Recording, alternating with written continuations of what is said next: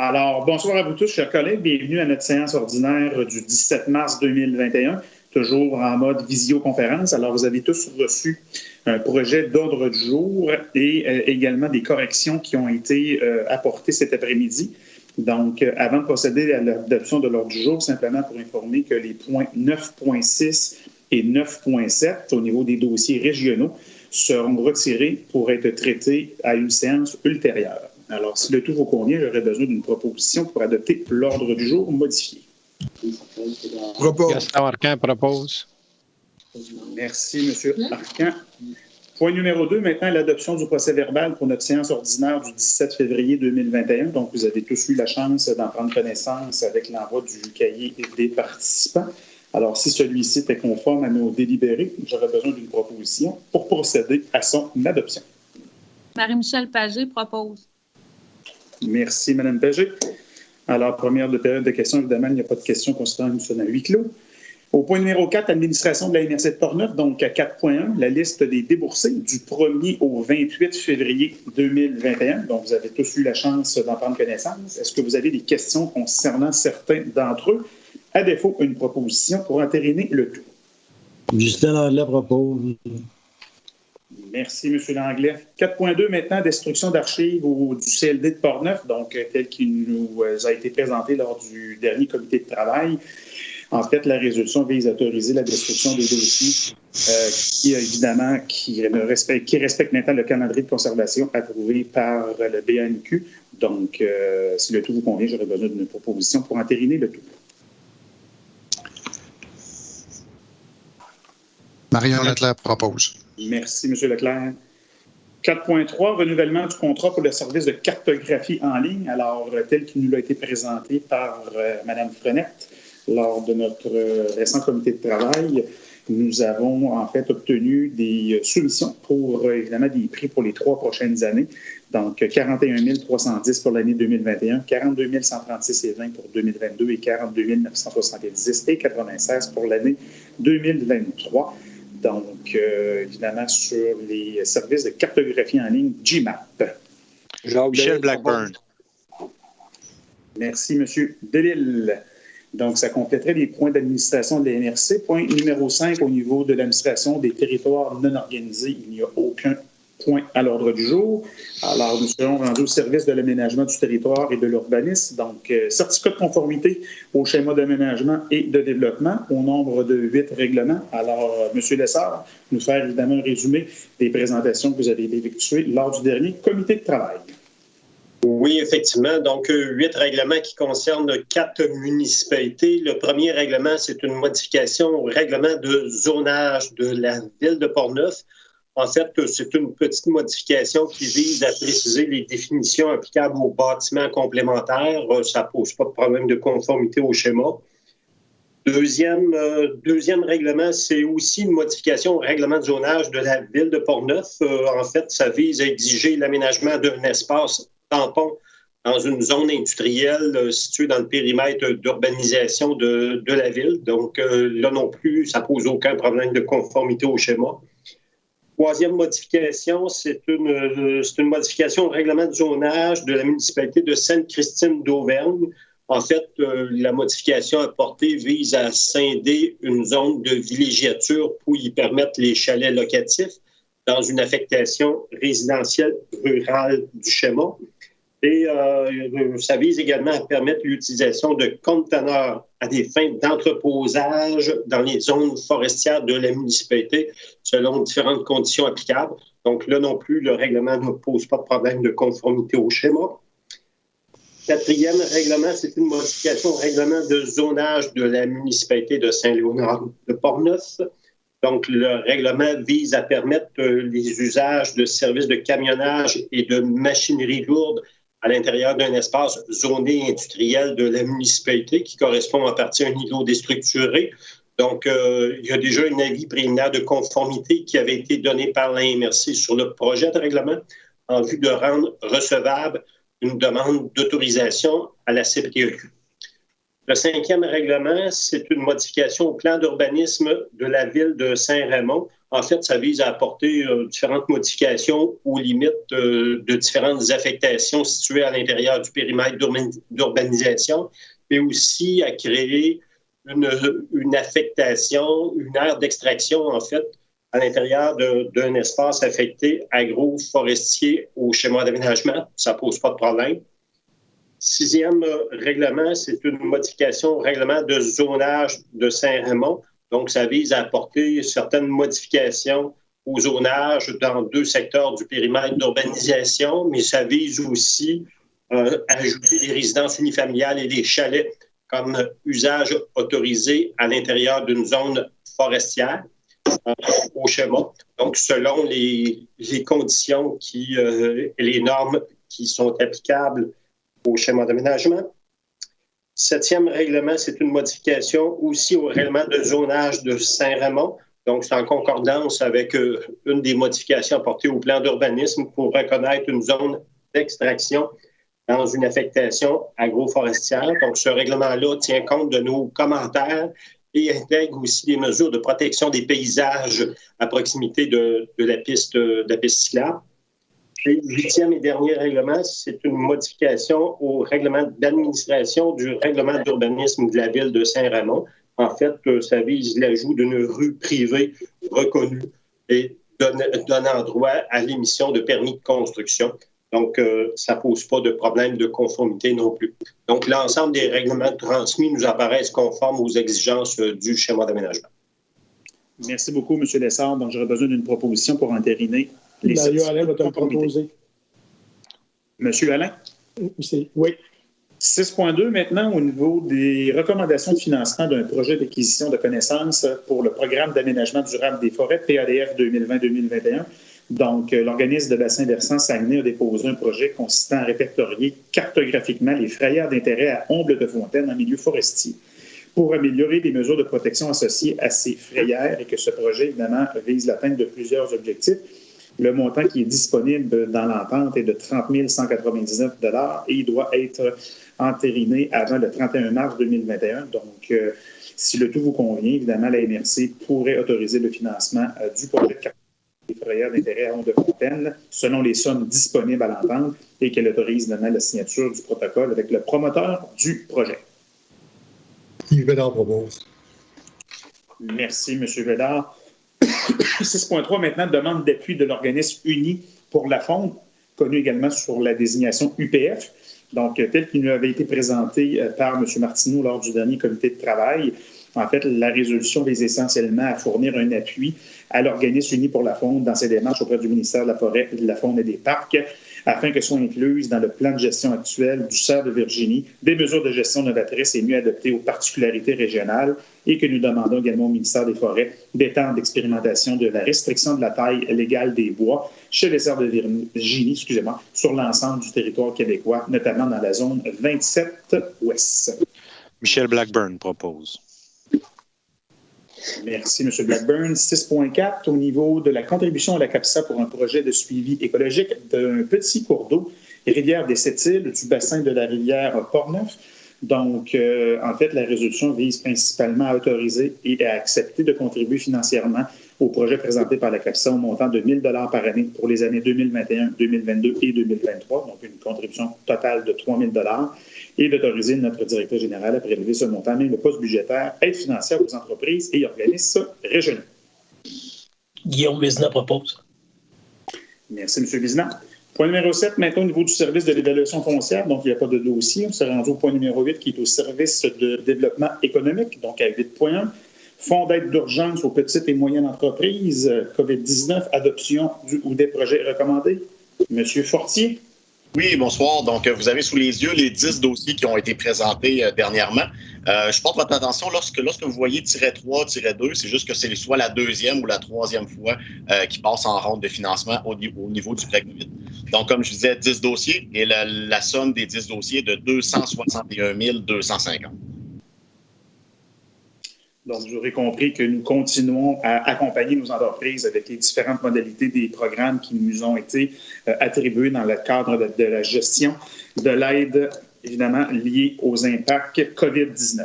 Donc, si le tout vous convient, j'aurais besoin d'une proposition pour entériner l'octroi de ces aides financières. Merci, M. Gignac.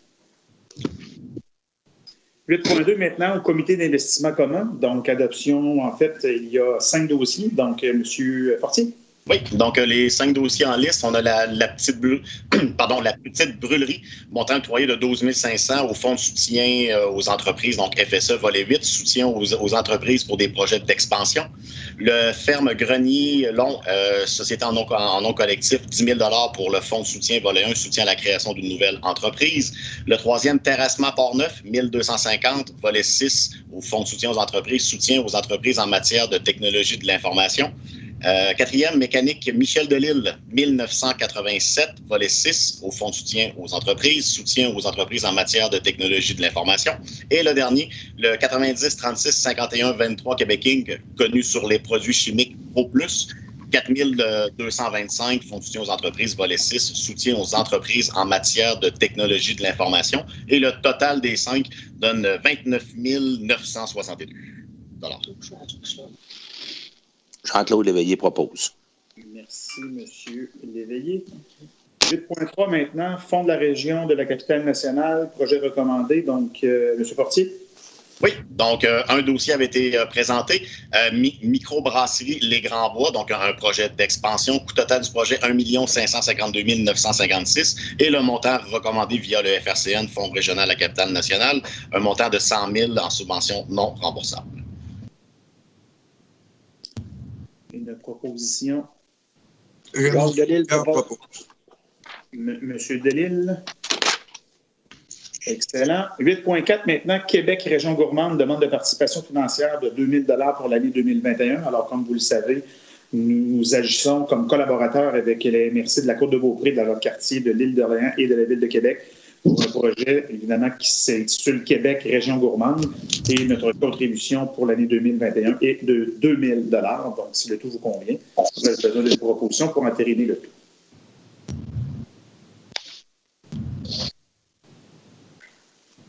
Justin Langlais propose. Alors, M. Langlais.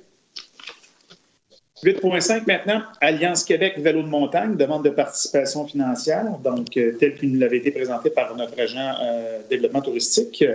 Alors, M. Ludovic, nous, évidemment, contribuons sur une base annuelle avec d'autres partenaires pour mettre en évidence le rayonnement de la pratique du vélo de montagne à l'échelle, évidemment, nationale et même internationale.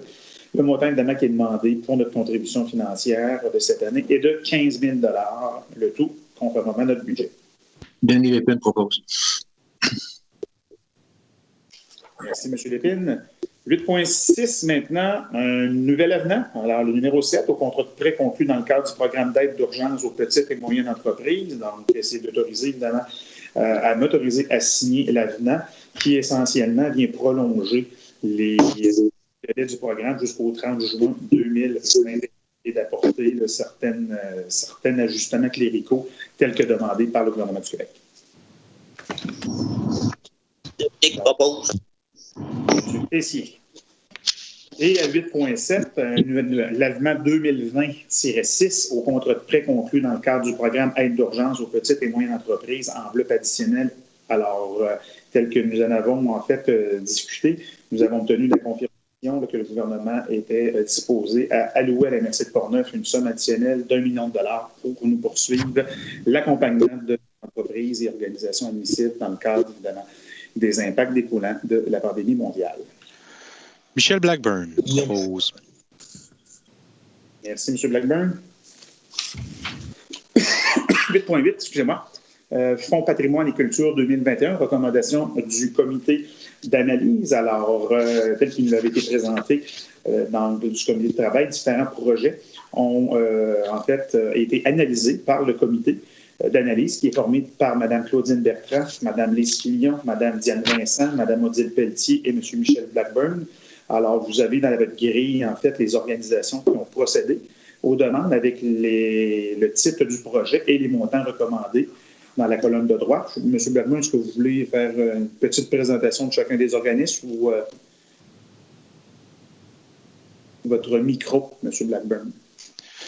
Attendez, c'est parce que je vous écoutais en vidéo, je n'avais pas le document ouvert. Dites-moi la page, là, je l'ai devant moi. 68. 68, parfait. Alors, en fait, pendant que vous cherchez votre page, je vais faire la première Biennale internationale du lin de Portneuf pour la 9e biennale, un événement hautement adapté au revirement, donc un montant de 5 000 $ qui est recommandé. C'est ça. Excusez, je n'avais pas le bon document, fait que je vous laisse aller là. Pas de problème, M. Blackburn. Relais de la pointe aux écureuils, donc le titre du projet, sans marcher dans le cadre de porte, un montant de 6 500 $ qui est recommandé. Culture et patrimoine des Chambeaux-Grondines, savourer l'art, 3 000 $ recommandés. Centre archive régional de Portneuf pour la diffusion des documents d'archives et participation de la population, 7 500 $. La Corporation des lieux historiques de Pont-Rouge pour le printemps de la musique au Moulin-Marcoux, 5 200 $.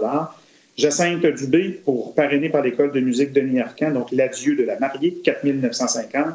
Et l'École de musique Denis Arcand pour de la recomposition, montant de 7 500 $. Alors, c'est ça. Alors, presque la totalité du montant alloué pour cette année a été attribué. Là, il restait moins de 2 000 $, donc il sera reporté pour les projets l'année prochaine. Il n'y aura pas un deuxième appel comme il était le cas l'année dernière. Parfait. Donc, est-ce que j'aurai une proposition pour entériner le tout? Marie-Michel Pagé propose. Merci.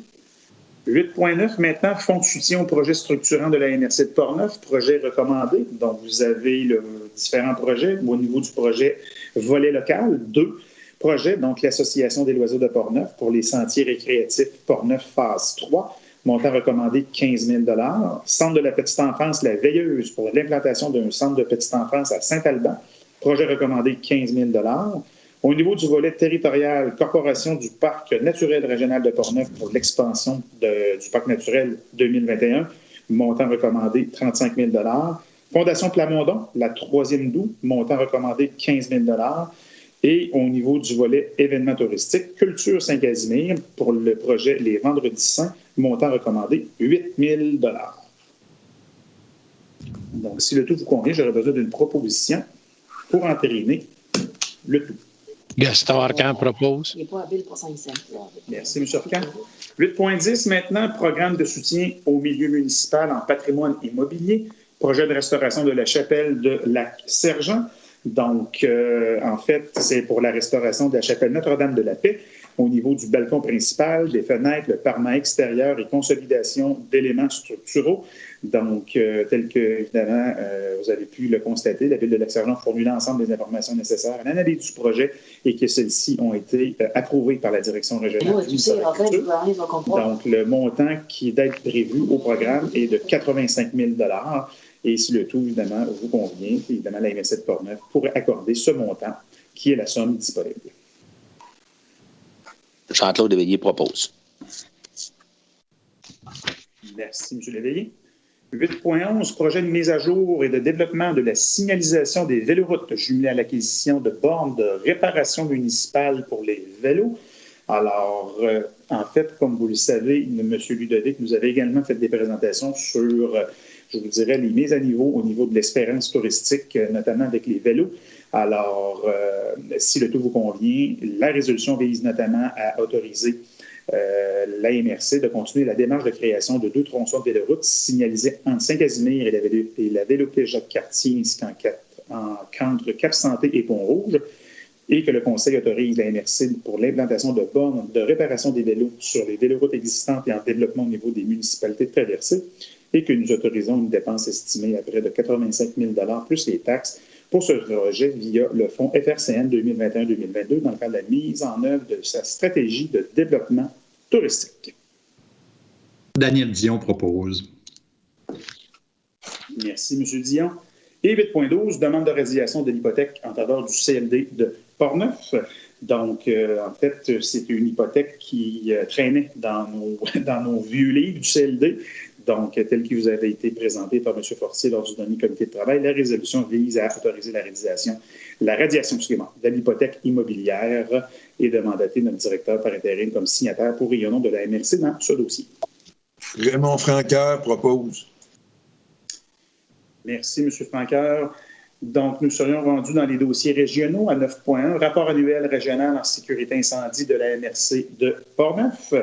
Donc, comme à chaque année, la MRC entérine l'adoption des différents rapports que chacune des localités ont entérinés. Donc, si le tout vous convient, j'aurais besoin d'une proposition pour qu'on puisse également adopter notre rapport annuel d'activité pour l'an 3 et le plan d'action 2021 en matière de sécurité incendie et d'acheminement au ministère de la Sécurité publique. Mario-Alain va te le proposer. Merci, M. Alain. 9.2, Fondation d'aide au sport amateur de Portneuf, donc demande de participation financière. Comme vous le savez, la Fondation d'aide au sport amateur nous sollicite à chaque année dans le cadre, évidemment, de sa mission et pour nous permettre à plusieurs jeunes athlètes portneuvoises et portneuvois de pouvoir rayonner tant sur la scène locale, régionale que nationale et même internationale. Donc, le montant qui est demandé cette année est de 15 000 $, conformément au budget et au comité des priorités qui ont entériné le tout. Alors, j'aurais besoin d'une proposition en ce sens. Justin Langlais propose. Merci, M. Langlais. Municipalité de Rivière-à-Pierre, donc demande d'appui. Donc, comme vous avez tous eu la chance de pouvoir le constater, le conseil d'administration du mouvement des Jardins Saint-Raymond-Sainte-Catherine, le Jacques-Cartier, a pris une décision visant à réduire, en fait, je dirais, la présence d'employés sur place dans, évidemment, le point de service qu'ils ont à Rivière-à-Pierre. Et la municipalité demande à la MRC que nous puissions, évidemment, la soutenir dans ces démarches qui visent, évidemment, à demander une révision de leur position pour maintenir un service caissier sur le territoire de Rivière-à-Pierre. M. Gaudreau, je devrais vous dire que nous avons eu une réponse de Desjardins et qu'ils maintiennent leur position. Donc. Marion Leclerc propose. Parfait. Merci, M. Leclerc. 9.4, Réseau femmes et politique municipale de la capitale nationale demande d'appui. Donc, il nous demande évidemment que le conseil de la MRC de Portneuf appuie le réseau femmes et politique de la capitale nationale pour son projet visant à repenser l'accueil et l'intégration des femmes dans leur participation citoyenne, visant une plus grande inclusion sociale des femmes issues de la diversité et que le conseil confirme qu'il pourra, dans le respect des disponibilités de ses ressources, apporter son soutien au projet, notamment en collaborant à la transmission de l'information pertinente. Marie-Michel Pagé propose. Merci, Mme Pagé. 9.5, service de transport collectif et adapté, autorisation d'aller en appel d'offres publiques. Alors, tel qu'il nous a été expliqué par Mme Frenette, Mme Frenette, évidemment, en compagnie de l'administration de la corporation, souhaite évidemment continuer leur travail. Donc, ils ont besoin d'avoir une résolution pour leur permettre de solliciter les services d'aviseurs légaux pour la poursuite de leur travail pour un montant maximum de 5 000 $. André Saint-Laurent propose. Parfait. Merci, Mme Saint-Laurent. 9.6, 9.7 ont été retirés. 9.8 maintenant, entente avec le Centre intégré universitaire de santé et de services sociaux, CIUS, pour le transport vers les sites de vaccination. Donc, l'objectif principal de la résolution vise à autoriser, en fait, le préfet à signer une entente à intervenir avec le CIUS pour faciliter non seulement le transport de notre clientèle plus vulnérable vers les centres de services sociaux, mais que le CIUS, évidemment, couvre également les frais inhérents à ces déplacements. Donc, tel qu'il vous a été présenté lors de notre comité de travail qui a précédé la séance de ce soir, si le tout vous convient, alors la résolution vise à nous autoriser à signer dès que possible cette entente écrite avec le CIUS.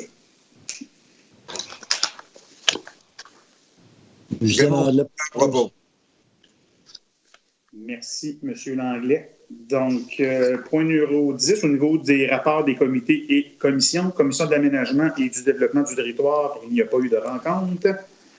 Commission du développement social et économique, on s'est rencontrés, en fait, plus tôt cette semaine et les projets qui ont été recommandés, évidemment, pour le fonds d'aide d'urgence ont été entérinés. Commission de l'environnement, M. Bédard. Juste peut-être un point que mardi prochain, le 23 mars, va avoir lieu la séance d'information et de consultation sur le plan régional des milieux humides et hydriques qui va faire l'objet d'une séance avec les gens qui sont inscrits au niveau de la région. C'est la première rencontre qui va avoir lieu à ce sujet-là, public. Merci. Parfait, merci. Commission de l'administration, alors nous sommes réunis avec nos procureurs concernant évidemment la planification de la négociation de la convention collective. Donc, le tout se déroule bien. Prochaine rencontre est prévue également la semaine prochaine pour, évidemment, une rencontre patronale syndicale d'ici la fin du mois de mars. Alors, on pourra vous tenir davantage informés lors du prochain comité de travail. Comité de sécurité publique, M. Dion. Oui, effectivement, nous avons eu une réunion le 18 février dernier. Alors, naturellement, nous avons fait état de la situation de la pandémie COVID-19. En fait, M. Jean-François Ouellet nous a fait état de la situation, les actions de prévention et les interventions réalisées par les policiers sur le territoire en lien avec la pandémie. Il mentionne que les effectifs de la SQ ont dû s'adapter aux nouvelles procédures en lien avec la mise en action du couvre-feu. On comprendra que c'est plus de travail pour eux le 9 janvier dernier. Puis l'adoption de la loi sur la mise en quarantaine aussi qui est entrée en vigueur le 22 janvier dernier. Par cette dernière, les policiers sont mandatés de s'assurer de l'application de la quarantaine obligatoire des voyageurs dès le retour par des visites au domicile. Alors, c'est nouveau un peu. Là, c'est un mandat qui a été transféré un peu à la SQ. En fait, on aide le gouvernement fédéral là-dedans. Et puis, finalement, c'est le fun parce qu'ils sont plus présents sur le territoire, alors ils peuvent aller vérifier. Ensuite de ça, au niveau des constats, bien, depuis, là, on s'est rendu jusqu'au 14 février. Alors, du 18 janvier au 14 février, il y a quand même eu 325 véhicules interceptés. En fait, plus en relation avec le couvre-feu. Alors, les gens, ils sont interceptés après les heures. Et puis, il y a eu quand même 23 constats de données.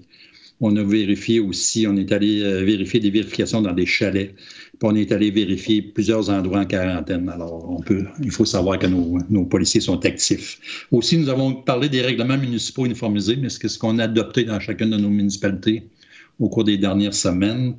Aussi, nous avons parlé de l'embauche du nouveau directeur de poste qui va venir très bientôt, en fait. Les patrouilles récréo-touristiques. Aussi, on a parlé de patrouilles nautiques qu'il va y avoir cet été. On a parlé des motos et du bruit, etc. En fait, ça fait un peu le tour de notre réunion. Merci, M. Dion. Comité de sécurité incendie, il n'y a pas eu de rencontre. Transport régional? Rencontre demain après-midi. Demain après-midi, ce que je comprends. Oui, concernant l'administration. Régie régionale de gestion des matières résiduelles, Dominique? Rien de spécial pour ce soir. Parfait. Forum des études capitales nationales? Non, rien de spécial. Parfait. On a quand même vu, finalement, le trajet, finalement, qui est intéressant pour Port-Neuf, là, je pense, avec le tramway. Je pense qu'il est accepté. Là. Ça fait qu'à Legendre, je pense que c'est une excellente nouvelle pour nous qui veut aller s'arrimer au tramway. Je pense que M. le Préfet, effectivement, je pense que vous aviez fait un peu quelques démarches à cet effet-là, alors c'est un beau succès. Ça devrait arriver. On se le souhaite. Oui. Alors, parfait. Mais merci beaucoup, M. Dion. Affaire nouvelle, intervention des représentants? Oui, j'aimerais ça prendre quelques minutes pour m'adresser au nom du comité du Fonds de patrimoine pour remercier Eliane. Hein. On sait qu'elle va changer de fonction à la MRC. Alors, je voulais juste la remercier comme agente de développement culturel pour la qualité du travail qu'elle a accompli dans ce rôle-là, la qualité de la préparation de tous ces dossiers. C'est tout le temps un travail remarquable et un plaisir de travailler avec elle. Donc, je la remercie beaucoup pour ce travail-là. Et évidemment, bon succès dans son nouveau défi. Absolument. Merci. Alors, nous joignons tous notre voix à la vôtre, M. Blackburn. D'autres interventions? Alors, je constate que non. En fait, point numéro 12, deuxième période de questions. Évidemment, il n'y a pas de questions considérant que nous sommes à huis clos. Donc, je vous invite à noter à vos agendas le 7 avril, qui va être la date de notre prochain comité de travail. Et d'ici là, j'aurais besoin d'une résolution pour procéder à la levée de notre Assemblée. Raymond Francaire propose. Alors, M. Francaire, alors je vous souhaite à toutes et à tous une très belle fin de soirée.